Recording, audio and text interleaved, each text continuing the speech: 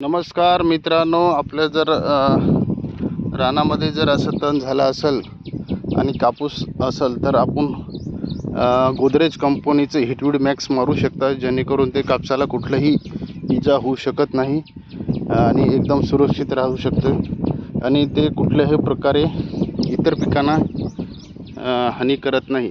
तर बघू शकता, हे इतके दिवस पाणी नव्हतं आणि पाणी नव्हतं तर एकदमच पाणी सुरू झालं आणि सतत पाणी सुरू झाल्यामुळे कंटिन्युअसली पाणी तसंच राहिलं आणि त्यानंतर छोटं छोटं तण होतं. त्याच्यानंतर खत वगैरे टाकलं होतं, तर त्यानंतर पूर्ण पिकअप घेतलं आहे. तर बघू शकता अशा प्रकारे तण झालं आहे आणि हे हळदीचं रान होतं. तर आपल्या शेतामध्ये जरी असं झालं असेल तर नक्कीच आपण ते मारू शकता. बघू शकता ह्याच्यात पूर्ण हिटवीड मॅक्समुळे आता सध्या बाजारचे रेट माझ्या मते 1800च्या आसपास अर्धा लिटरला असेल किंवा कमी जास्तही असू शकते. स्थानिकच्या मार्केटवर असते समजा, डिपेंड.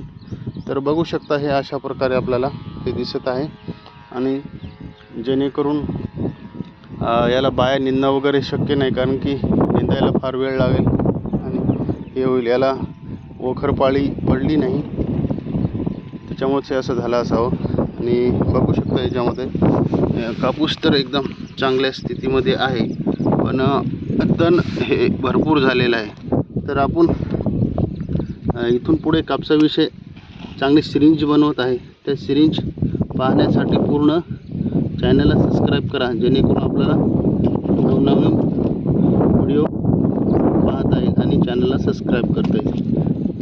तर व्हिडिओ कसा वाटला नक्कीच सांगा आणि चॅनलला सबस्क्राईब करायला विसरू नका.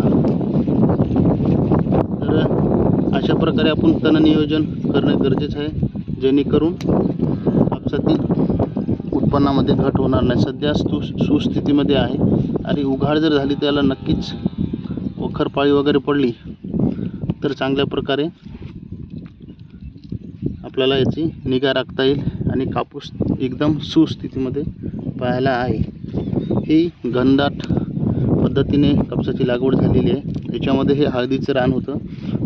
तसं तर या रानामध्ये आता शेतकरी म्हणत आहे की फळ बाग लागवड करायची, त्याच्यामुळे ह्या रानामध्ये दुसरं काही पीक घेतलं नाही आणि जे घ्यायचं ते